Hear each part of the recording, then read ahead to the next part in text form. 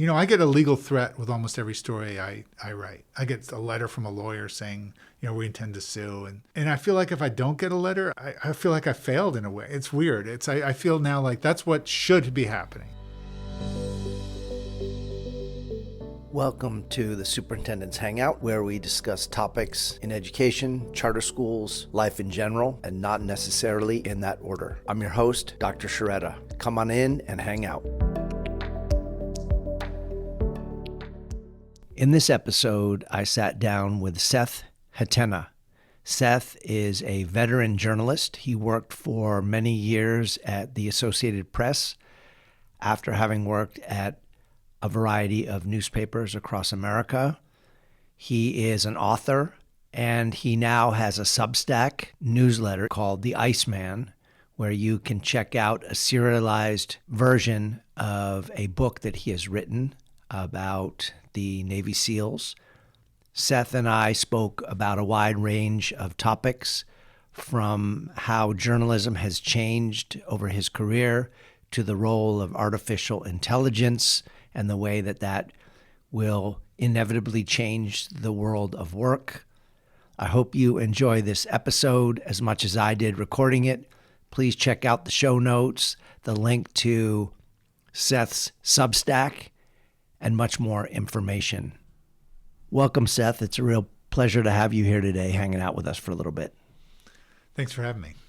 I was wondering if you could start by sharing your origin story. History matters, and backstory helps us understand the present. So who are you? Where do you come from? Who do you come from? And what brings you to the present moment? So I'm originally from New York. I was product. I grew up in a Jewish family in New York, and I went to school in New York, a private school called Fieldston, which probably zero of your listeners know. But after that, I went to Johns Hopkins University, and it was there something clicked, and I decided to try journalism. And I've been doing that ever since. So I've been a journalist basically for 30 years. I've been writing and reporting and doing magazine pieces and books. And yeah, that's kind of how I got here. What was that clicking, the something click experience? So I went to Johns Hopkins, and Johns Hopkins is a great school. There's great programs, but it's a great school, I think, for people who know what they want to do. And that was not me. I was the kind of kid who changed majors, 5 times in a year, and much to the chagrin of your parents. 5 times maybe sometimes in a day. I was just interested in. I was just curious. I wanted to learn. I didn't know what I really wanted to do, and it wasn't a good school for that. So I kind of floundered there, and my senior, I kind of fell into an English major because that was what I had enough credits for really at the end. But I remember my senior year, the Gulf War broke out, and I don't know if you remember this, but this was the kind of the real emergence of CNN as a news force. I do. Barnett, I think, was one of the guys, right? Arnett, and Bernie something, and I just remember listening to these guys. I guess it was like what podcasts were. It was just these guys in a hotel room in Baghdad describing what they were seeing. And I just started taking notes. And I just remember that really vividly, that I was just writing down, and it was just something like compelling in me just to write down everything they said. And I just said, maybe there's, something there. And what I liked about journalism, or what appealed to me initially, was it was kind of anti-intellectual, that it was a way of gathering knowledge without the constraints of academia, of a prescribed curriculum, of being told like this is what you should know or not know. If you wanted to learn something, you just went out and found people who knew that thing, and you talked to them. If you were on the cop beat and you wanted to know what was happening in a neighborhood, you talked to the cops in that neighborhood. If you're a education reporter, you go and talk to teachers, or there's a problem at the school. So what's going on? And so it was just a way of gaining knowledge without the interference of anybody, without an intermediary, and that really appealed to me. The other thing that appealed to me was a social thing, that I was kind of a very shy retiring kid. Like in high school, I spent most of my time in the library just reading.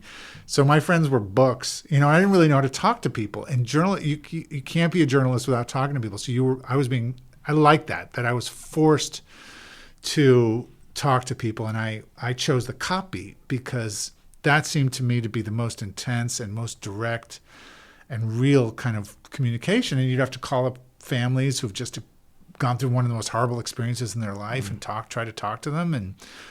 And that really built up my social ability, which was basically a zero. And so I kind of reinvented myself, refashioned myself, and it just kind of kept going. And the nice thing about journalism as a career is it grows with you. So, you know, the copy was really interesting to me when I was in my 20s, and I wouldn't want to spend a second doing that now. But there are other things that you can do, and it just kind of grows. It's a great career if you can stick with it, as it kind of just changes with you.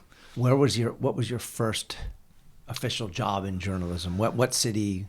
Paint a picture of that. So I went to Columbia Journalism School after a couple. Well, I guess my first job was in San Francisco. I'd come there after college, and I was just determined to get a job in journalism and not go through I was sick and tired of school by that point, so I'm just gonna figure it out. And I got a job at the San Francisco Daily Journal, which still exists. It's a little paper for lawyers in San Francisco, and I started in the circulation department, where I was responsible for paper delivery. I mean, I wasn't a paper boy, but I was one.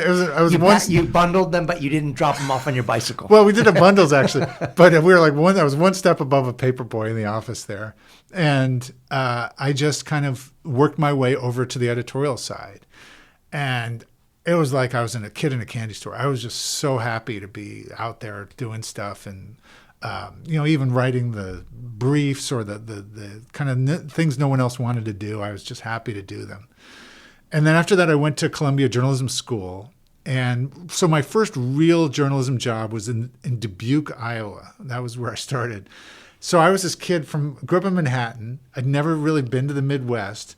And Dubuque, man, it was like coming out of fifth gear into first gear. That was basically what it was for me. And but I look back on it and I learned a lot. It was a real time to grow and develop as a person and just be around in a world that I had never experienced before. And Dubuque was just it was so different from anything I'd ever experienced. And it's still different from. It still is, yeah. That you were different. There was a very Catholic town on the Mississippi, and you were kind of different there if you were Lutheran. I was this Jewish kid coming from Manhattan, and I just, it was. I look back on it now with a lot of fondness that I really developed and grew there. It was, someone said to me once, that I spent I think 3 years in Iowa, and they said, "Oh, you paid your dues and somebody else's," and I think that's true. I did kind of really. Take on a lot there, but it was a great experience, and that was my first job. And I think it's really invaluable to see that America is not New York, L.A., San Francisco, and some other coastal city. Right? 100%. My daughter's in Iowa for college, and so we've driven several times now from San Diego to Iowa, and I was telling the story the other day. We left in the middle of COVID, and depending on what state we were in driving, either COVID existed or didn't exist. Yeah. Like the masks were on in California, they came off in Nevada, they kind of were halfway on in Utah, and then they were off in Colorado till we hit Denver, then they came on, then they turned off, and then they didn't exist until we got to her liberal arts college where they wouldn't let me in the dorm without a mask. And that's kind of a picture of the differences, right? Yeah. Well, so you're an educator. Yeah. What I really remember is, I would go out, I can't remember the stories, but I would wind up talking to kids in high school or just out of high school. And these people were, you could see the difference. Like Iowa had I think it still does, one of the best education systems in the country. Yeah. And these kids came out, you could talk to them. They were, you try to interview a kid here in California and you just get kind of nothing back. You could have a conversation with these kids. They had their own thoughts. And it was just, I remember being really impressed by that. I was like, wow, this state really invests in its kids. So at some point in your journey, you end up at the Associated Press. Yeah. Share with us kind of what that was like, and even what folks may not totally even know what the AP is. I know they see it in newspapers as kind of on the byline half the time. It seems like it's stories that come from the AP. What does the AP do, and what did you do working there? So the AP, the Associated Press, it's the world's largest news gathering agency, is how it describes itself. And it doesn't publish anything. It's not a newspaper. It's not a magazine. What it does is it has reporters who are feeding stories and content to other newspapers and other broadcasters. So the AP is really the news engine of the news business. And what the real power of the AP is its global reach. There's an AP reporter in every state. There's an AP reporter in every country. And no newspaper, not even the New York Times or the CNN, can have someone in every place, in every state, in every country. So inevitably there's going to be an event somewhere, an earthquake, a tsunami, a revolution, a war, and the first news comes from the AP. So what the AP strives to do is just kind of deliver news in as unbiased a fashion as possible, and you learn really quickly how to write a major breaking event and build a story as it's happening. So before you know all the facts, even. Not before you know all the facts, but before all the facts are clear. And something's happened, but you don't know exactly what. You have to write something. And that's a tremendous skill to have. And I started in Detroit, I think it was 1998. And it was Detroit. There are a couple of news towns in this country that are always just going to generate lots of news. Obviously, New York is one of them. Washington is another. Outside of that, there's Miami is a big one. Los Angeles, obviously. Detroit, Chicago. There are a couple of cities that are always just going to generate lots of news. And at that time, Detroit had Dr. Kevorkian was operating there, and we would get called in the middle of the night. He had this weird way of delivering news. It was like an intermediary would call and say, hey, there's a body in such and such hotel in Royal Oak, Michigan. And so he was an assisted suicide guy, right? Right. Yeah, I should back up. He was a doctor who believed in helping people pass by that if they're suffering from a terminal illness, that he was going to help them die in a painless way. And so he was doing assisted suicide. It was illegal, however. So there was this kind of tension between him and law enforcement, and we would get a call in the middle of the night saying, there's a body at such and such hotel. And it was a signal that Kevorkian had done that, but it was this really kind of complex puzzle you had to figure. And then you would call his lawyer, and his lawyer would confirm it. And there were auto strikes going on, as there are now again at GM with the auto workers struck. There was just always kind of constant chaos in Detroit, and so it's a great place. AP is a great training ground for journalism because you are just cranking. You're always writing something, multiple stories a day, and writing as things are happening is a really interesting skill. Like what it teaches you to really focus on is like, what is a fact that I can confirm, not what I think has happened. Like a great example, just to pull one out, is last night there was a bomb blast at a hotel at a hospital, in Gaza.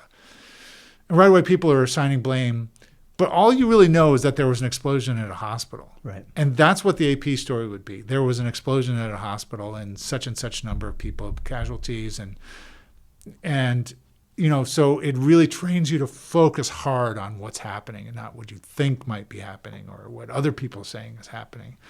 And it was just a great training ground.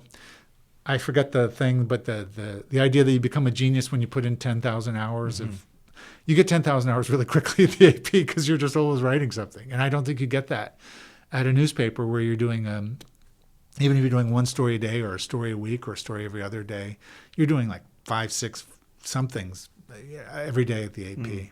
So you mentioned the as unbiased way as possible. Yeah. Talk a little bit about that, right? That's something that, especially where our country sits politically, well, you can talk to, just ask someone where they get their news, and then you could probably figure out where they are on the political spectrum. Yeah. Where does the AP fit into that, and how, if in your opinion, it's been able to remain fairly unbiased? How has that been possible? And then also, by extension, so the AP reports on something and sends that out, and I'm assuming other news outlets subscribe to the AP. Then do they spin it one way or the other once it gets there? So how does that whole dynamic work? So AP is paid by its members. So those members are newspapers and TV stations and radio stations all across the country and all over the world.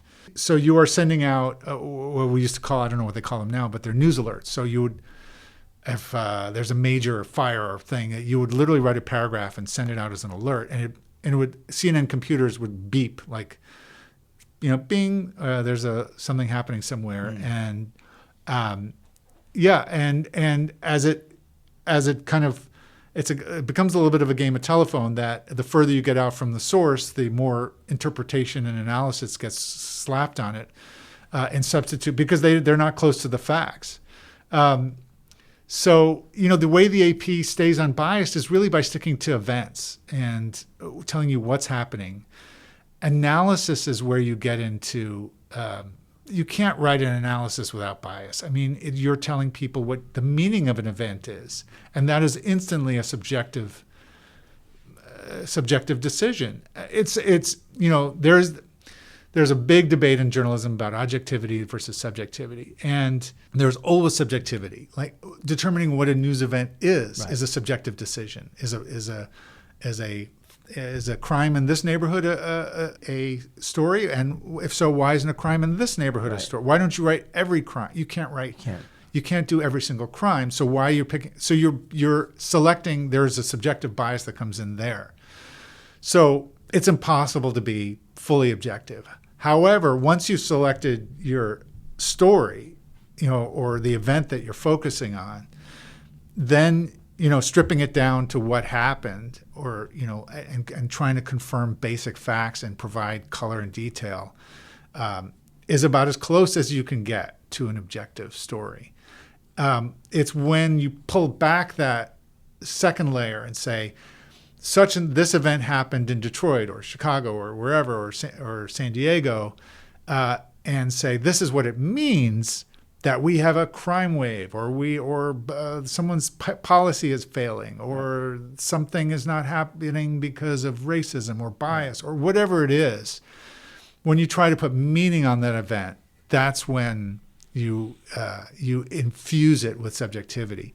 And as we've had this, throughout my career, we've had this tremendous transformation of the news business. Now, you have more news outlets or people publishing their views, but again, what you've done is just add more people, more voices telling you what things mean, and from my point of view, this is just my observation, is that there's actually less information. There's more analysis. There's more commentary, but the number of newspapers has substantially declined. And newspapers are really the engines, I think, of democracy, of keeping an informed citizenry. And, in place we have commentary, we have TV commentary, we have a web commentary, we have social media commentary. So everybody's got an opinion, and the facts sometimes get lost in that. I was joking the other day that in my line of work, during the pandemic, everyone was an epidemiologist. And then after the pandemic subsided, I think the next big thing was a hurricane that meteorologist turned into a tropical storm, and everyone was a meteorologist. And I'm just waiting for the next ologists to come out, right? And it's that whole kind of syndrome, right? If people weighing in, it's pretty frictionless to be able to get your opinion out there. So you mentioned that journalism has changed in your 30 years or so in the profession. And I think it begs the question also, what is a journalist, right? Because you could probably go now to press conferences at some level, even of the political discourse, and you have podcasters there, or you have bloggers, or so in your mind, what is a journalist? That's a really tricky question. I mean, if you see an event and you hold up a cell phone camera, I guess you're a journalist. I mean, there were, when I was at the AP, there were a couple of kids who happened to be in Lincoln, Montana, which is not the biggest news hub in the world. But one day they were there, and the Unabomber, this guy who was Ted Kaczynski, who was this kind of social recluse who was mailing bombs to wage some kind of environmental war on society that he saw, was arrested in Lincoln, Montana, and these guys got the photo. So, the AP was, desperate to get those photos. These guys became like the journalists of the day. I think just being lucky or being capturing a one-time thing does not make you a journalist. There is a skill set that comes with it, and what a good journalist, what I like to think of as a journalist is someone who you could drop into any situation anywhere in the world, and they would figure out what the story is and get it out really quickly. And that's not easy to do. That's a real skill set that takes time to develop. And then you've got regimes where being a journalist is perhaps one of the riskiest professions possible, including just 15 miles south of where we sit today. I have deep respect for the journalistic profession in general, but when you talk about, for example, in Mexico, where, it's been dozens every year who pay the price, the ultimate price for the things they write or say. And that's not something that we generally see in the U.S., although cancel culture is a thing. Yes. I think from the right and the left. Yeah, people have tried to cancel me. But yeah, there are journalists around the world who are literally putting their lives on the line when they report, and doing it out of a sense of civic duty, out of a sense of passion. And a journalist in Russia now, I mean, I don't know if there are any left, because to say what's really happening in that country could be a death sentence or. And working for the Wall Street Journal doesn't protect you. Correct. That's right. Evan, I can't pronounce his last name, but there's a reporter sitting in a Russian prison right now, as an accused spy. Yeah. And it can be a very dangerous profession, and that gets lost here when people are on social media just spouting off. And that's unfortunate that it is a noble, it can be, and it should be a noble profession. Yeah. So you, at a certain point during your journey at the AP, you started to segue into writing books. So how did that process come about? And if you can describe kind of the differences. I mean, obviously one's long form and the other, you were mentioning 5, 6, 7 different news articles a day. Writing a in-depth nonfiction is completely the opposite, right?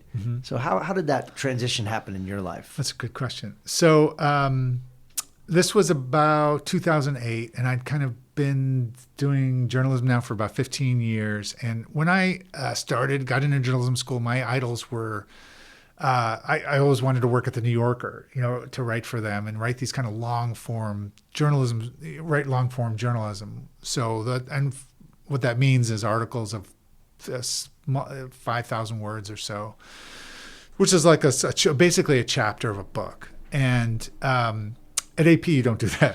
AP, we would literally count words to get them under a certain length. And I never understood why we did that. There was some thought that newspapers wanted them at a certain length. And it just drove me insane that we would be cutting out an article here or an adjective there to save. So it just struck me as silly. And I got tired of it after a while.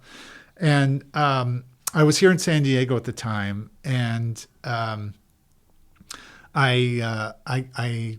was kind of doing a lot of investigative reporting, and I came across a story that I thought was a book, and that was the Randy Duke Cunningham, who was this congressman, former Vietnam War hero turned congressman in San Diego, a Republican congressman, had gone down in like this massive bribery scandal, and it just it was at once a national story, but it was also a very small story. It was really about how a corruption of an individual, and I just thought it was much longer and much deeper. And I pitched it. I had gone to a journalism conference where I met a book agent, and I said, "Hey, what do you think about this?" And we pitched it. Wrote a book proposal, and someone said, "Sure, go for it. Here's some money. Go write a book." And I had no, all of a sudden now you have to write I've been writing stories of 800 words. Now I have to write a story that's 80,000 words, which is about like a 300-page book. And I had no idea how to do that, And so I figured it out, and that's, again, coming back to where I started originally, where it's a career where you just are figuring it out. So I approached it the way I would approach a story. Like, you talk to people, how do you do this? And there are books obviously written by people who've done it. And you look at other examples and figure out how people did that. And I put a book together. And once I had done that, there was really no going back to AP for me. And I just kind of launched myself into what in journalism is called feature writing, where you're just writing these longer, more explanatory stories and not just the basic facts of what happened at last night's train crash or, fire. So what are some highlights of your feature writing portion of your career? Or lowlights?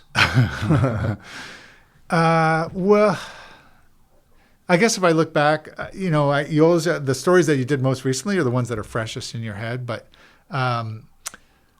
I guess there's different ways to think about it. Like the stories that had the biggest impact were actually, I was at the AP, and I was covering this prosecution of a group of Navy SEALs here, and I found out kind of how this guy this prisoner had died in CIA custody in this torture position. He's basically tortured to death. And that story was on the front page of newspapers around the world. So that probably was a story with the most readership or the biggest impact in terms of news value, straight news value. The ones I think about are actually ones I've done fairly recently, because my priorities and my views have shifted. But again, I came back to the SEALs as Navy SEALs later in life, and did a big story in Rolling Stone about the death of a SEAL in training and the implications for the SEAL program and all the kind of problems it uncovered in the process. And I'm kind of proud of that. And there was a story I did about 9/11. San Diego was this weird connection to 9/11 that there were a bunch of, I don't know if you remember this, there were a bunch of these guys. One of them lived in the same apartment that I lived in, except for 12 years later or something, over on the border between La Mesa and San Diego, Saranac Street. Yeah, they're all hanging out there. We worked at the same gas station. No, I didn't work they worked at a gas station, but I used to go to the gas station. I know the whole. Yeah, there's a strange connection. Yeah. And there was always something that was curious to me. First 9/11 hijackers to arrive in the United States arrived in San Diego in about 2000, and they hooked up with this Saudi guy who claimed he just happened to meet them at this restaurant. And it just always struck me as odd that how did these guys who don't speak any English just at a restaurant, and they just happen to meet this guy who happens to be a Saudi guy, may or may not have intelligence connections, and everybody seems to think he's a spy, but he says he's not. And it was just a strange story.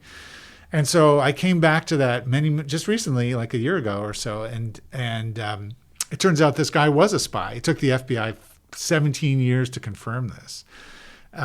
And I don't know why it took so long, but he was a Saudi kind of intelligence guy. And,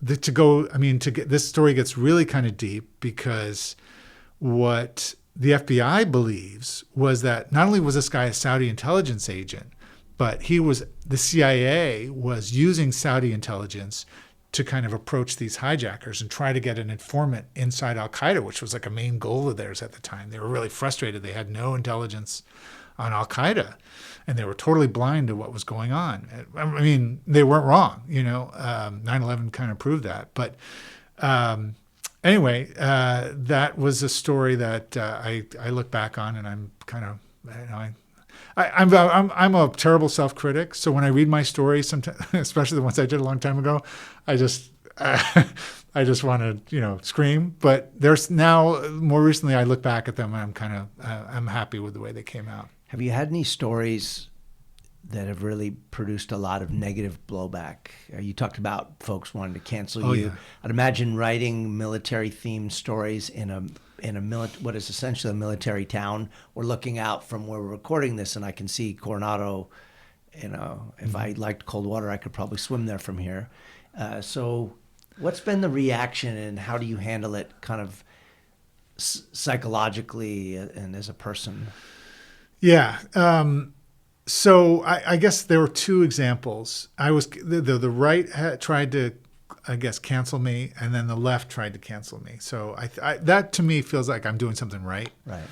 The way I look at it, and maybe this is just me, I'm not recommending that every aspiring journalist think this way, but I feel that if I get a legal threat with almost every story I write. I get a letter from a lawyer saying, we intend to sue, and I feel like if I don't get a letter, I feel like I'm not. I feel like I failed in a way. It's weird. I feel now like that's what should be happening. How is a journalist protected? Like, is the fact that it's running through a news entity of some sort of protection? Otherwise, no one would ever want to publish. Correct. Right. So yeah, even if you're a freelancer and you are writing under contract, which I do for Rolling Stone or. They cover, that's part of the deal, is that they take on the job of defending you. Obviously, you have to be, honest, and you can't make stuff up, and right. They'll cut the cord pretty quick if you do. But if you're straight and you report the facts and you can support what you found, they're going to defend you. And yeah, so the first time this happened to me was I was at the AP and I was covering this Navy SEAL, these Navy SEALs who were being prosecuted for abusing a prisoner, the same guy who I said earlier was killed by the CIA. And I was kind of the AP would make us work on Saturdays, even though there's nothing ever going on. And I was just bored out of my mind. And I had heard the name of the Navy SEAL base in Iraq, which I still remember was Camp Jenny Posey. It was named for the daughter of a Navy SEAL. And I typed that into Google, and up popped all this cache of images that had been uploaded to a photo sharing site. And like Flickr or one of those. Yeah, right? It was SmugMug. I think it still exists. Yeah. And most of them were just a bunch of SEALs at this base and, whatever, weightlifting or playing volleyball or just hanging out. But then there were like some prisoner photos in there. And some of them were pretty violent. And some of them had a guy with a boot on his head or a guy being slammed up against the wall. It was like all bloody. And guys in their and it was just this astonishing thing to find. And I wrote a story about that. And there was a tremendous backlash from the right and the Fox News. I was the Fox News. How could you do this? They're very sympathetic to the SEALs on Fox News. They still are. That's kind of their bread and butter audience there. And so they I remember it wasn't Hannity, but it was somebody pre-Hannity, and it was did he go in and steal these photos? How did he get these photos? And the same kind of stuff you hear today. And so that was the cancellation. I don't know, cancellation is not the right word, but the kind of smear job from the right.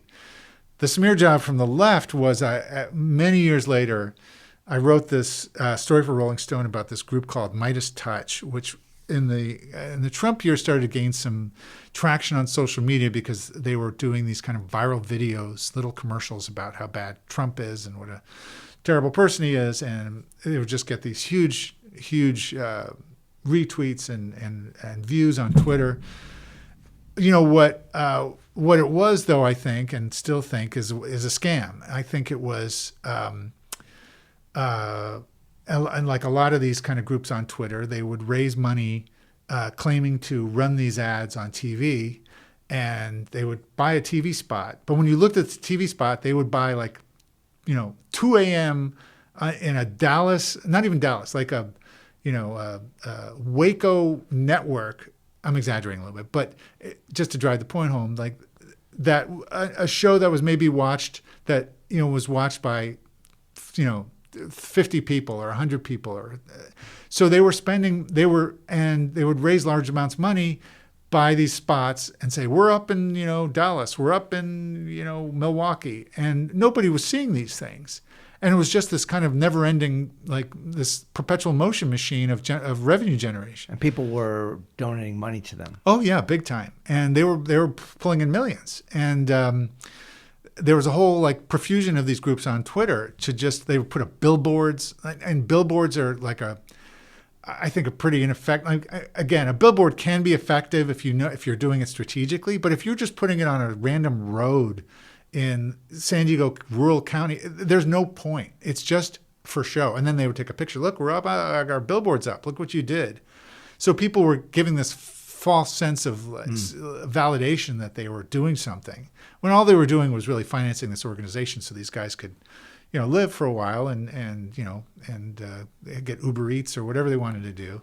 And so I wrote that story, and these guys, because they had social media muscle, they used it against me, and they launched a boycott Rolling Stone Twitter trend, and it went on for a week before the story had come out, and then the story came out, and they went completely silent, which was interesting. They never like demanded a correction or a retraction or anything, and they just quietly kind of faded away. But they used their little internet fame to promote themselves, so they're still out there. More recently, started writing for Substack. Can you tell us kind of what your decision-making process was like that led you to that? First of all, not everybody knows what Substack is, and then kind of the structure of what you write on Substack and how some of it's subscriber-based, et cetera. So Substack is basically an email newsletter. And it offers different tiers of subscriptions. It's really a website that's designed for writers to kind of generate some revenue from their writing. And so you kind of attract subscribers who get whatever you write in their email box. And there are different tiers of subscription. You can subscribe for free, and if you support the work, you can pay, you can subscribe for a year or a month or whatever you want to do. What led me to it was I had done when I wrote a second book about Trump and Russia, and as part of that I started just putting web content. In fact, that book started as a blog, basically, that some book agent saw and thought, hey, you should turn this into a book. So I just kept that going. I was going for free, and I was just doing all this research and getting, I don't know who was reading. I guess somebody was reading it, but I wasn't getting any money from it. And so Substack seemed like a nice kind of transition for me. And by that time, I'd gotten tired of writing about Trump, and I was back into writing about military and intelligence, which is kind of something I always come back to throughout my career, just because I think they're the most challenging and most fun things to write about as a journalist. In terms of risk of reward. And so I've started just publishing content on there. My Substack's called The Iceman. And you can find it, I guess, just by Googling that. Yeah, we'll link it in the show notes too. Yeah. And so I publish a mix of free and subscriber content. I have a book that I'm still looking for. If you're a publisher out there and you want to publish a book about the Navy SEALs, come find me. But I've been trying to get this book out, and I've just decided to start putting it out on Substack for subscribers. And in the meantime, I also write things that interest me about intelligence or military topics for free. And so it's growing quite nicely, actually, and it's kind of surprising to see. I'm not really promoting it, or like I'm promoting it now. So but I really don't, beat the bushes to get the word out there, and it just kind of grows on its own. And it's kind of been great. So tell us about The Iceman. So I mentioned this group of Navy SEALs that I started covering back when I was at the Associated Press. There were these guys who were accused of beating up a prisoner. They faced court-martial or military charges in military court here in San Diego for a murder or a killing, at least, that was result of a botched CIA interrogation. And no one from the CIA was ever prosecuted. And these SEALs, I followed this case for a while. I became friends with some of these guys, and I kind of got to know them over the years. And I always felt that they were just got shafted and just got a really raw deal. And they were basically pawns. These guys, the problem for the SEALs was that the prisoner they were accused of abusing just happened to show up, happened to die in Abu Ghraib. And when he happened to die in Abu Ghraib, it just so happened that some guards took pictures of his corpse. And then it just so happened that those were photos that became part of the Abu Ghraib photo scandal. Packed in ice, right? This guy was a body bag. They had just stuffed a bunch of ice bags and to keep his corpse from decomposing in the heat of the prison. And the guards called him the Iceman, which is where the title of the book comes from. And he shows up in the Abu Ghraib prison scandal. And, Donald Rumsfeld is offering to resign, and the military is on the hook to show that, we stand for that's not the values we stand for. We're going to clean house, cut out this cancer, et cetera, et cetera. And these SEALs were expendable. They were just low-level enlisted guys and a couple of junior officers, and they just took the hit, and it was like a public whipping, what would happen in the old days, a tar and feathering. And so I got to know these guys. These guys have all suffered in different ways for this one of them left the Navy, and, he kind of, while he was financially successful, he became an alcoholic and kind of drifted into drugs. And this is a story here with a lot of SEALs who have trouble after combat. There are a lot of broken people here who did amazing things in combat, and they are just not. They've done things that their bodies have gotten them through, but their minds can't really handle. And I feel a lot of sympathy for these guys, and so I wanted to tell their story. And I've tried over the years many times. This has been kind of an ongoing passion project for me, and it's a really hard story to sell for some reason. I don't know why. Maybe because it's not a SEAL hero story where this guy is coming in and saving the day, but there's a darker element to it. I don't know why, but I am just reached a point where I was like, you know what? I have all this material. I owe it to these guys. I'm just going to put something out there, and whoever reads it, great. And that's what I'm doing. Well, I've really enjoyed the couple episodes or installments, whatever you call them, that I've received so far. And I know they come out every couple weeks or something, right? Yeah. And serializing it. It's a nice, different, it's a refreshing format in the age of binge everything, right? Where you can binge everything right away. And this is like, okay, it's a whatever 10, 15 minute read, that portion, and then can kind of digest it for a couple weeks, and then the next one comes out. Yeah. I've really appreciated that. Thank you. You talk about SEAL training, and I know you did at least one piece, maybe more, for Rolling Stone on that. Yeah. And injuries and deaths, unfortunately, that happened in SEAL training. How do you view the role of SEAL training in within the whole constellation of the work they need to do? Because I know there's this constant tension, right, between like, okay, it has to be hard. You have to have whatever 60-70% attrition, otherwise we're not getting the best of the best. That the other end of the spectrum is like, we shouldn't be causing injuries to these guys and having them ring the bell early, and then they're quasi crippled for the rest of their lives. Like, how do you view that? The role of that training? Well, I mean, you've kind of encapsulated it pretty well there. Look what the SEALs do and who they are. I mean, these guys are a mix of like a soldier, an Olympic athlete, and sniper, and just incredible skill sets these guys develop, and they're incredible people.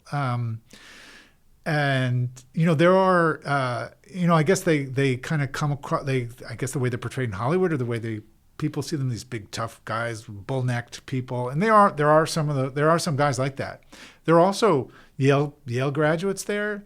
I sat down with this retired SEAL admiral who went to Princeton, and he was better read than I will ever be. And he was like, "Well, have you read this book?" And it was a history of, I don't even, something from the Byzantine. He was just this incredible mind and this guy was a career SEAL, and it attracts these really kind of diverse and interesting people, and I find that fascinating. But the training, what SEAL training, the course is called BUDS, which stands for I think it's Basic Underwater Demolition / SEAL Training. They call it BUDS. The Navy has been, that training is older than the SEALs. The SEALs were established by John F. Kennedy.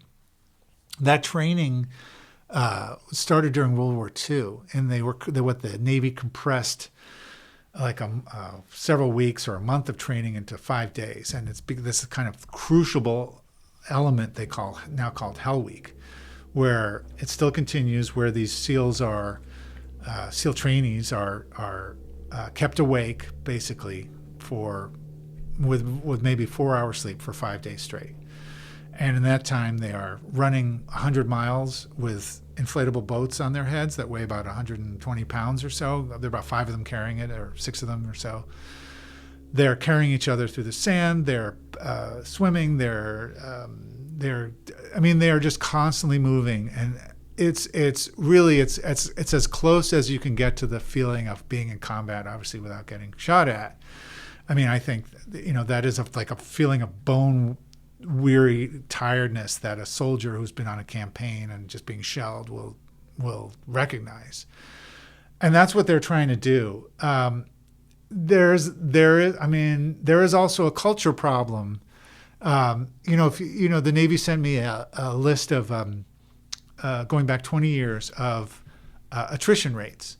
And it just is it's like almost like a wave. It's like a sine graph. It's like one of those oscillating, there'll be a real spike in attrition. Usually around the time there's some serious incident, somebody dies, then things will drop off and the attrition rates decline, which means that more people are passing the course. So at the peak, you'll have an 80, 90% attrition rate. 9 out of 10 people drop out. And these are already people who the funnel's already super narrow as to who can even attempt BUDS, correct? Correct, right. Yeah. They go through a pre-selection course, where they are doing some basic, showing some basic fitness. And, and they're making a commitment when they start this. If you don't pass, you're still in the Navy. You don't just get to go home. Right. You're committed to the Navy. And that's another set of issues that we can talk about if you want. But anyway, this kind of pendulum swing back and forth just happens over time. And there are, some SEALs who what happened with the death of this one young man that I wrote about was that there was a kind of feeling among some leadership in this SEAL training program and some of the SEALs that the program had gotten too soft. And, and people were getting through who shouldn't get through. And the correction to that was so severe that this young man, Kyle Mullen, wound up dying at the end of Hell Week. So he completed Hell Week, he got through it, and hours later he died. And so my story looked at that. Part of there's multiple issues going on here. They also, after Mullen's death, they searched his barracks and searched his car, and they found a whole bunch of steroids in there. HGH. And human growth hormone, testosterone, other things. Dianabol. I don't even know what these things are, but they're steroids, and that set up this kind of back and forth, or this real kind of battle between Kyle Mullen's mother, who was trying to get some accountability for her son's death, and this Navy SEAL captain running the training program, who really felt that I think if you boil down to it, that Kyle Mullen died because he was doing steroids, and the Navy was making him a scapegoat for that. And that was kind of what the kind of crux of the story was really about, was this tension inside that had kind of developed about this with these two kind of completely different people who've been thrust together. I'll just give you my 2 cents on it. Was that, Kyle Mullen was using steroids. He was using steroids to try to get through this program. He was doing everything in his power to pass. He wasn't doing steroids to look good. And he probably was not the only one doing steroids. He definitely was not the only one doing steroids. That's one of the things that came out in the story is that there's a steroid problem in the SEALs writ large. That they say, oh, no steroid, we can't use steroids in the SEAL training. You can't, it's cheating to pass through that. But in the teams, once you become a SEAL and make it through that training program, a lot of those guys are using steroids. And I think they're using steroids because you have some 30-year-old guys in the teams who are trying to keep up with the 24-year-old super athletes who are just coming through. And if you're 34, 35, 36, for the same reason that professional athletes. Yeah, yeah, basically. And so, I think my sympathies lie a little bit with the mother in this, that Kyle Mullen was doing steroids to try to make it. And he was, the SEALs want someone who will not quit. That's what they're looking for. They're looking for someone who will just take whatever is thrown at him and just keep going. This unbreakable will. And that's what he had. And that's what he showed. And the SEALs, in the end failed to protect him. And that's the tragedy of that story. Yeah, it's going to be, I think it's probably an endless tension that never really goes away, right? If you make the training easy, then, and easy being a relative term, but if you make it easier, then you're going to have folks thinking that that's going to make for a less prepared special forces in the future. And if you make it too hard, then are you needlessly injuring people? I did look at the list that you released on your Substack, the list of injuries, somewhat redacted, right? But over multiple years. And yeah, there's a lot of stood out for me is there's a term in there that they use, I think they use pressing. So it'll describe an injury. Someone falls off the obstacle course and the causes will be fatigue, period, pressing, period, which I took to mean they're rushing, right? And it's like, imagine, full disclosure, I've tried a few of the exercises, I'm going to call it the obstacles at the obstacle course. Wow. That's not easy. I couldn't do any of them. And then you have to do it. They're timed. Yeah, they do it timed. Amazing. Yeah, amazing. I know. Stuff. They're like Olympic level athletes. Yeah. To just bring it to a bigger context, like I think when you have a specialized field, you get this kind of elitism and this kind of almost hazing. Obviously, fraternities have hazing, but my brother was a doctor, and doctors do this residency where they are awake, I don't know, like 100 hours. Yeah. And I don't really, and it's like it becomes the last guy you want operating on you. Exactly. And it's like, well, then why do they do that? Well, I did it when I was a resident. And that really becomes the justification. It's like, we don't want to let people through who are soft or who can't hack it or can't. But really, if you think about it, you don't want somebody doing surgery on you who's been awake for 100 hours. It's just insane. So I think that is like a culture problem, not just in the SEALs, but in all these kind of where you are selective, any kind of selective, self-selective community. You're going to have this kind of gravitation towards hazing / abuse / excessive amounts of training.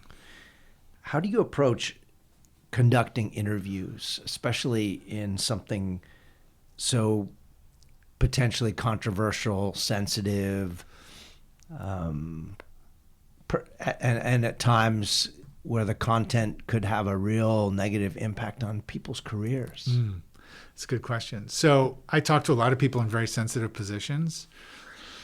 ex-CIA, FBI, Navy SEALs. I mean, people with, who don't want their names used for their own security or sometimes for career reasons and something I do. This maybe some journalists will find this controversial, but I give people. So if I use something from a conversation with someone, I kind of make a promise to them that I will show them a quote or a paragraph of how I intend to use that. I don't show them the whole story. That's out of bounds. But their contribution, they get to see it. And that works almost every time. In fact, it's actually found it to be a really useful tool because people are like, well, you might want to add this to it. Right. People want to add to it. They don't want to subtract. Or they'll just say that's not accurate and correct it, which is helpful for me. Which is better for the story. Right. And so I, find that, it's protected me for years now. People have threatened to sue me. Nobody's sued me. And I don't think they would have a leg to stand on because there's no source I've spoken to who will say, I didn't mean that, or that's not what I said, because we have an email or a communication showing, no, this is exactly what we agreed on. And you, in fact, saw before I put it into print. And that's a really helpful and useful tool. The other, just being experienced is also helpful, and just people take comfort in that you've been doing this a while, and I think they can tell. I don't know.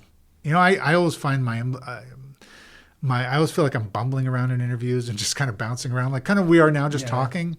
But my wife listens to it and she goes, "Oh, that was really impressive." So I'm like, well, I guess I'm doing something right. I'm not even sure what it is at this point, but it's just experience and trusting my gut and making people feel as comfortable as possible. And it must be a challenge at times to separate the friendship or camaraderie feeling. I mean, you talk about in your serialized Iceman episodes, which I highly recommend for folks to consider subscribing so you can read those. But you talk about the friendship that you had with the protagonist, mm-hmm.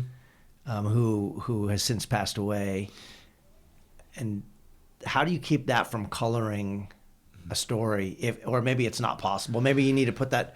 You've put it on the table up front. We know you guys were friends. Yeah, I'm not going to lie. We were friends, and it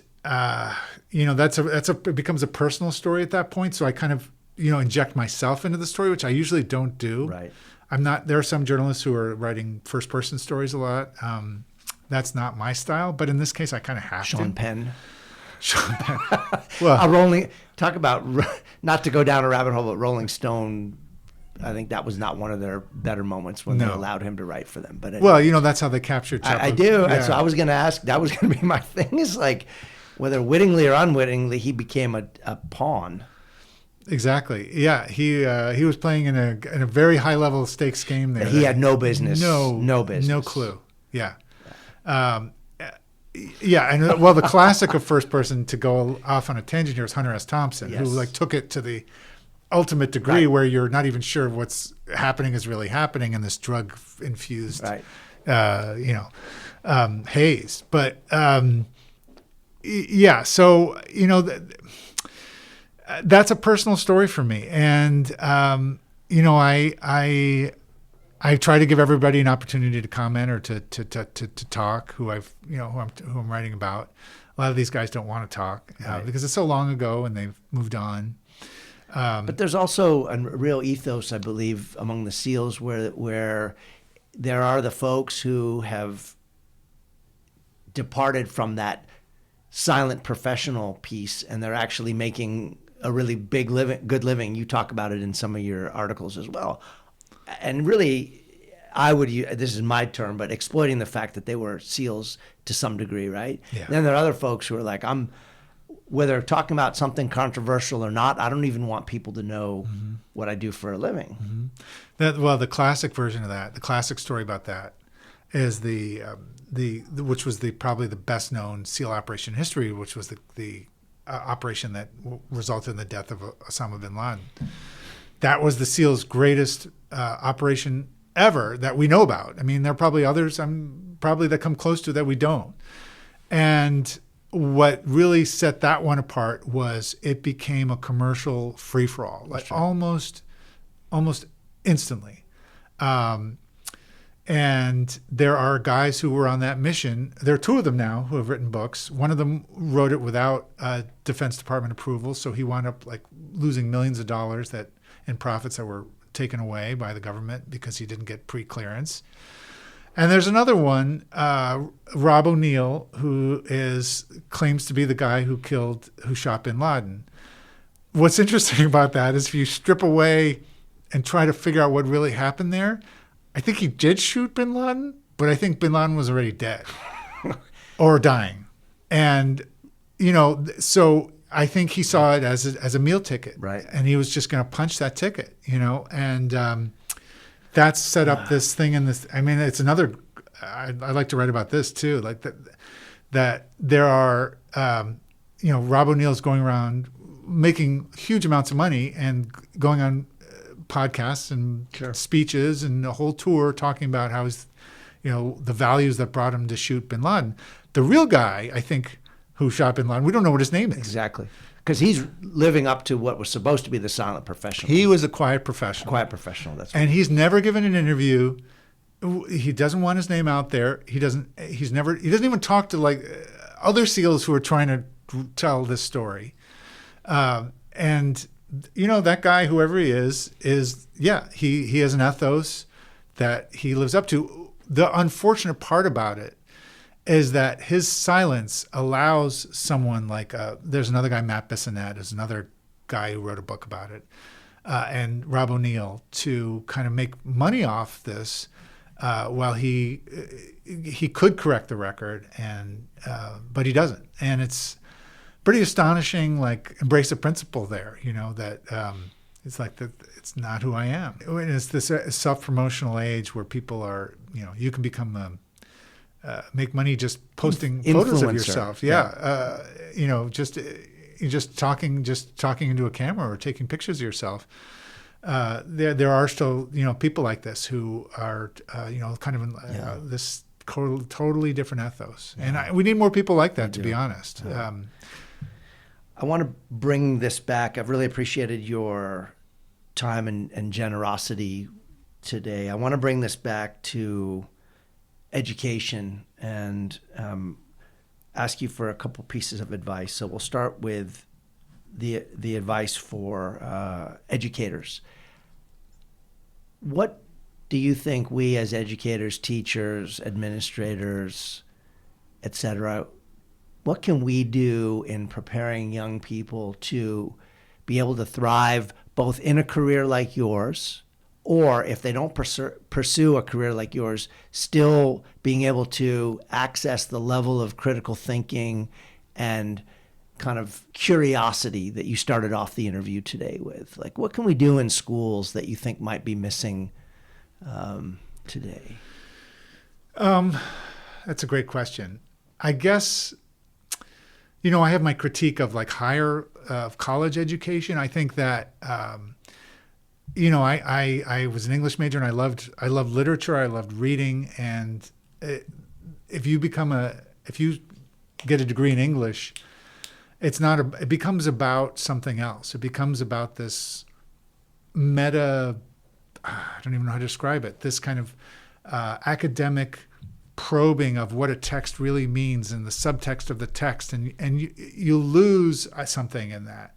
That's not really helpful for your audience. What I would say is that, and it's kind of related, is that students are fed things. That they are told this is the material you will need to know, and you have to learn these amendments to the Constitution or blah blah blah, whatever it is, and it has to be that way. I mean, there's no escaping that. You can't just have a free for all where students get to decide what they learn. There has to be a curriculum, a core curriculum. But I think there should be a space for the real beauty and the power of educating yourself.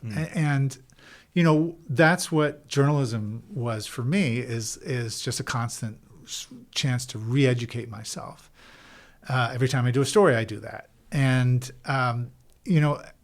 I think there has to be kind of breathing room for a child to try to ascertain facts for themselves, to become a researcher, or to incorporate critical thinking. And that's a way of teaching critical thinking, is to, figure out, you want to learn about history, go find a source document and read it and tell me what it says. It's very different from your textbook. That's right. And then they have to make that bridge back to kind of reintegrate that knowledge. That could be a real eye opener for some kids, I think, into like realizing that they have the power to educate themselves. That's something I always try to teach my children, is that they need to love learning, because you're going to teach yourself throughout your life. And you can, there's an infinite opportunity now you can go on YouTube and learn any skill. And you can take master classes for pennies, right? And learn lecture. You can educate yourself. But if there isn't that real, if kids don't see that that's a possibility, and they're just fed things, I think you lose a lot of people that way. So that's the advice you would give kids too, right? Is to try to encourage them to learn on their own. And young people are incredibly creative and resilient, and will find ways. Sometimes they may not be headed in the same direction that we as educators think they should be headed, but they're teaching themselves things all the time on YouTube. We had a situation where I ran into a student the other day outside the teacher's lounge with a laptop completely open, and he's in there drying out something and brushing something, and I said, "What are you doing?" He said, "Oh, this teacher asked me if I would help. They spilled some water on their laptop and it's not working. They asked if I would help." And I said, "Well, what do you do? What do you do? How do you know what to do?" And they said, "YouTube." Yeah, I mean, that's not nothing. That's like that's a real educational skill there, but it's not really recognized. I mean, the teacher obviously recognized it. Yeah, but because they need to use their laptop. Right. But how do you get that in the classroom? I don't know. Yeah. But the school newspaper is one way. But I think having kids in a history class read a source document, which I think you do in AP history and some places like that. But if there's a way to get them to try to put that into their own words, to what that meaning of that thing is and what it says, I think, something from 200 years ago and who wrote it, I think that would be really interesting. Where does AI fit into this whole conversation? A little bit later today, I actually have an interview with an educator that I met at a conference who has written a book on AI in the classroom, K-12. And so I'm looking forward to her conversation. She's very kind of practical advice oriented about, here are these tools, you can use them in this way, these are the things to watch out for. But it's clearly much bigger than just formal education, right? I could get bullet points from today's conversation and ask ChatGPT to write in the voice of an experienced journalist and write a fairly good article about the conversation we had. So where does this go in the future, and what will the role of humans be, do you think? I have thought about that a bit. When I started out at AP, I mentioned you would be doing all these stories every day. Right. One of the things we did, this kind of sounds kind of funny now, but we would write sports stories for games that we never went to. And the way we would do that is we would get a fax, which again shows how dated I am because it's a fax machine, and facsimile machine. And a fax would come of a score sheet and kind of a scoring summary of who scored what on what play and what down and what thing. And there's a way to write a story out of that. That job was replaced by a robot. There's a program called SportsWriter that takes that exact stat sheet and does that exact job. And that's a job that should be replaced, I think. Well, yes and no. That's a job that is easily replaced and probably should be replaced. So I could have been doing something more interesting or useful instead of writing up the Hagerstown whatever team minor league baseball score. So in a service where this is a service economy, and there are just jobs all over the place that are robotic. I mean. A grocery bagger or a supermarket checker scanner, these or toll booth operator. There are jobs that are easily replaced, and AI is going to come for these low hanging. It's the first things that are going to go are these jobs that are just kind of robotic, and maybe they should go. I don't know. I mean, that's beyond my pay grade, but I know they will. And I know that there are going to be a lot of journalism stories. Business stories are another example of this, where you get an earnings report and then write a story. There's a program that does that now. Sure. And I used to do those too. There's something lost in that because they were great training. They were just an opportunity to get that 10,000 hours. That's gone. But, that is what AI is going to do. And journalism is already an industry that's been kind of gobbled up by competition and by hedge funds. Yeah. Hedge funds are now the biggest owner of newspapers. That's gone. Those things are gone. And maybe an AI can figure out how to go to a city council meeting and write up a story from that. And that would be a useful service. Because that's the job that a community newspaper used to do. And it's a very boring job. And in some ways, it's a robotic job. Yeah. I think we're already there. Yeah. I've had meetings where with the full disclosure, I'll let the team know, but I'll put AI will record the meeting, take notes, assign tasks after the fact, and then we'll write a summary for you of key points from the meeting instantly. But if you think about it, there's a lot of journalism that's just stenography. And probably the best example of this that people know is the White House press room. Right. Where people come out and, they don't answer questions. They deliver prepared remarks. The famous Henry Kissinger line, which is like, what are your questions for my answers? Like they're going to tell you a certain thing they want to get across. There's no reason to have human beings in that room. That is an AI job. That is just glorified stenography. And I think AI will come for those things too. And maybe that will force some rethinking and some creativity that, hey, maybe our journalist time is better spent outside of the White House press shop and really in a place where there's nobody around, because that's a story that's not getting covered. It's going to be fascinating to watch. I think many people assumed that AI was going to kind of eat from the bottom up.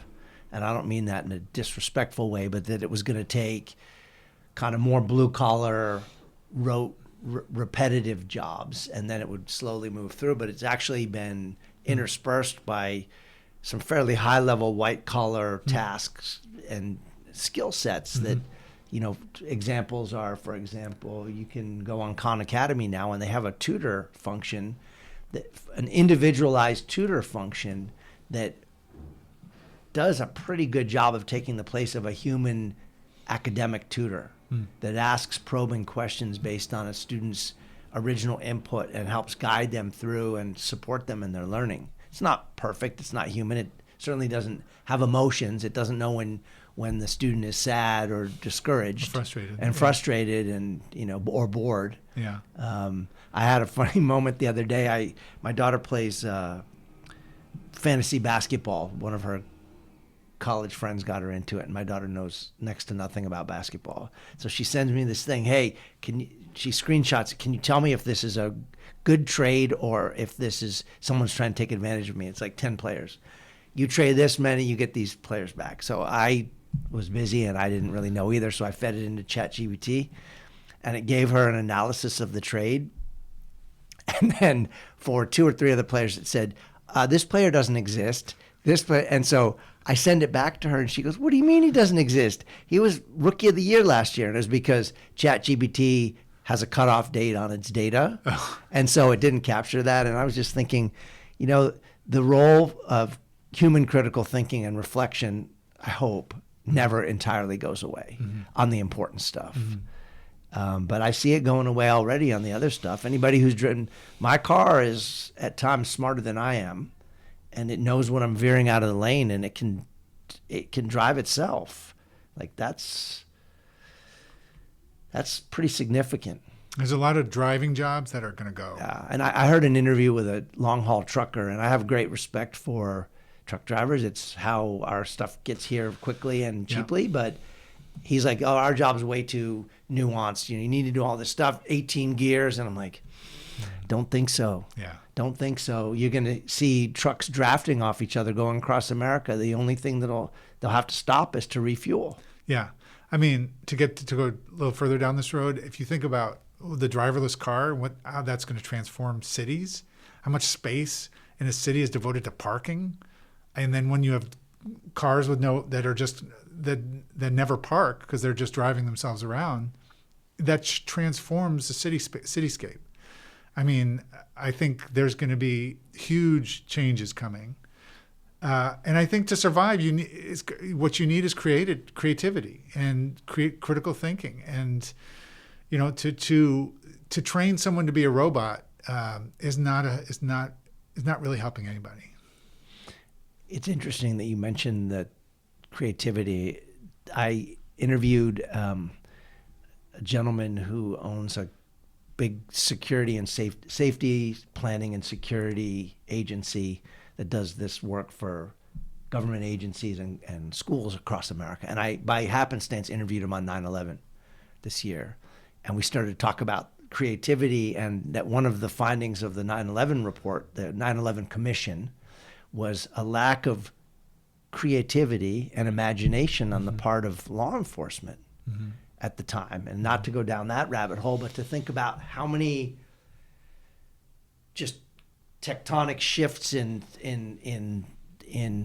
society and really in the world have happened where we were caught flat-footed, being unable to imagine things, right? And like no AI could have called that out.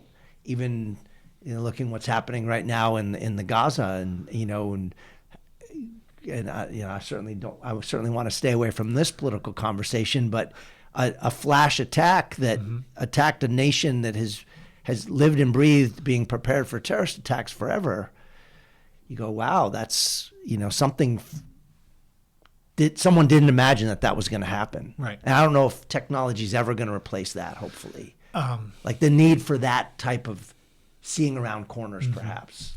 Well, I got two things to mention, like the lack of creativity. I read somewhere, I heard this, that the CIA after 9/11 brought in screenwriters. Have you heard the story? Yeah. That they were, and I thought that was a really clever idea. Like, what's possible, right? Instead of what do we know or what do we think we know.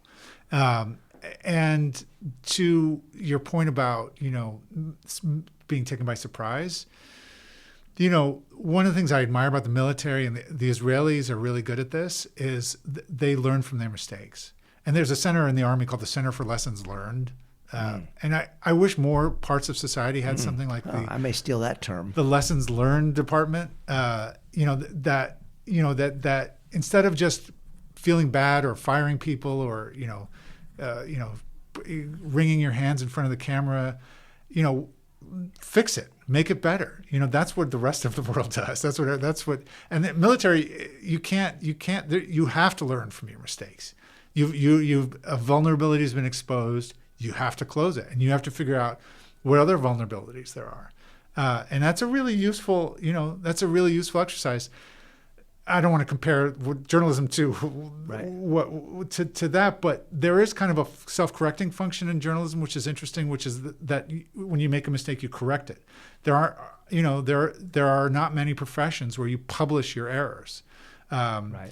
And believe me, when an error published and you're a journalist, it's like, it goes in your record. It's a humiliation. And people will fight to keep their, even though their names aren't in there, everybody knows who it is. And it's a self-correcting function, Sure, people are going to argue, well, there are a lot of mistakes that aren't corrected. And that's true. But I think that's a useful thing, is to acknowledge a mistake and then figure out how to fix it. I just have two more questions for you, Seth. I've really enjoyed today's conversation, and I really appreciate your candor and willingness to talk about your career. What do you know now that you wish you knew back when you started in journalism? Yeah. I think when I started, I was a weird mix of hubris and insecurity, if that's possible. That I thought that, you know, the way to get a job in journalism then, and maybe still be now, is through internships. And internships are a really great training ground and learning, and you make a lot of great connections. I was very stubborn, and I said, no, I should be paid, and I don't want to work for free. And I wish somebody had kind of taken me aside and just said, hey, you're not helping yourself here. But you know, that aside, you know, doesn't really answer your question, but it's something it's kind of been on the I've been thinking about throughout this conversation, which was that, you know, what got me excited about journalism was kind of the adrenaline rush of it, at least initially. That kind of, I was an adrenaline junkie, and you know, that was exciting to me. What it gets me going now is the idea that I get to help other people. What I really like is telling people stories who feel that they can't tell their own story for some reason or another. Giving voice to the voiceless. Yeah. You know, like in this story we mentioned about the Navy SEALs, the training program. Sorry to jump back to this, but there was a group of guys I talked to who'd gone through training, and they were just feeling like broken people.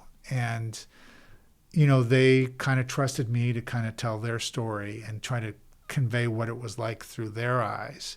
And I took that as a really, like, an honor. You know, that was a real privilege to be able to do that.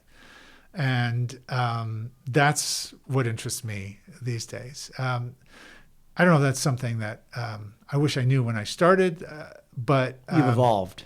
I evolved, but also I think it's a good focus to have if you're an aspiring journalist, is do what you can to help people. And that kind of keeps you on the straight and narrow, and keeps you from being too much about yourself, which is, ego is a huge problem in journalism, especially on TV, not to cast aspersions, but that if you just keep the focus on other people and helping people, it guides you to the right path. Who are your heroes or your role models, your inspiration? Where do you get that kind of push to keep going? I guess I have journalism role models, and then I have like personal role models. You know, I really like the long form journalism. There are a couple of writers. I'll just throw them out there in case somebody's interested. But there was a writer at the New Yorker named Joseph Mitchell, who nobody's really ever heard of. But he was like one of the first guys to really kind of pioneer this world of narrative nonfiction. And I mean, it's basically prose poems he's writing.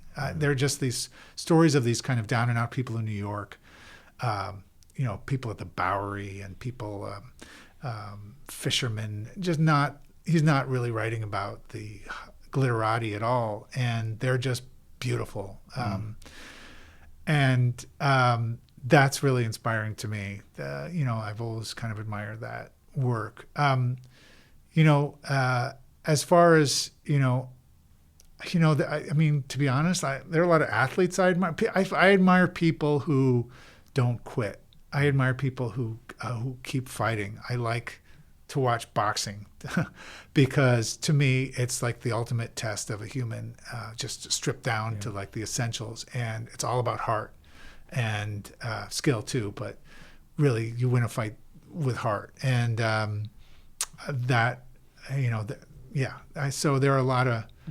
It's probably what draws you also to Navy SEALs, that never quit piece, right? Yeah, it does. It does. I mean, I feel like these are, they've done something really special with their life. They've touched something that very few people will ever get to. I think it destroys some of them, but it's also something really admirable too. So I lied. I said two more questions. I actually have a surprise one for you. So you made a comment about billboards sometimes not being relevant, but we're going to go there anyway. Imagine Seth Hettena gets an opportunity to put a billboard on the side of the 5 freeway, and let's say people are really excited about reading what your message says. What do you put on your billboard that it sends a message to the world, or at least to the San Diego world, about what matters to you in your life, in your work? And they're going by at 70 miles an hour, so they don't have a lot of time to read it. So it's the opposite of long form. The bumper sticker version? Yes. You're going to have tease this one out of me. That's a tough one. Maybe that's not a good question for journalists. Not a long form journalist. Yeah. But I guess the headline, I'll give you multiple billboards. So I'll give you a ticker on the bottom of the TV screen so you get more text. I would say, Dave, I don't know, man, you're putting me on the spot. That's a tough one. I don't know. Can you prompt me? What are you? We've had, I typically, this is full disclosure, a question that I borrowed / stole from Tim Ferriss, who is a podcaster who I admire. So I'm just waiting to get the letter from him that he's going to sue me for using this. We've had people have, reduced their life's work down to just a few words that, some people say, some of them seem kind of cliched, things about being kind, about the think twice, because the information that you hear first is probably inaccurate. That was what someone said. Someone said something about the battlefield report is almost always wrong. Then we've had some more positive ones about just uplifting comments. It doesn't need to be too complicated, but just an opportunity to kind of like, as we get older, and I can see the transition in your life too, from adrenaline junkie on the police beat to long form, then wanting to write stories that give voice to the voiceless, but also that help society, that help people. So maybe there's something in there. I would say 2 things, okay? I would say, first of all, facts matter. And then I would say, but what's true is not always dependent on the facts. That's a great place to end. Seth, it's been a real pleasure, and we'll put a link to your Substack and the other things you've mentioned in the show notes, and hopefully I'll be able to have you back in the future when your time allows, and we'll continue this conversation. I'd love that. I really enjoyed it. Thanks, Dave. Thank you for listening to the Superintendent's Hangout. You can follow me on Twitter at DVS1970. Please be sure to share this show with friends and family on social media and in the real world. Thank you to Brad Bacayal for editing and production assistance, and to Tina Royster for scheduling and logistics. Thanks for hanging out, and have a great day.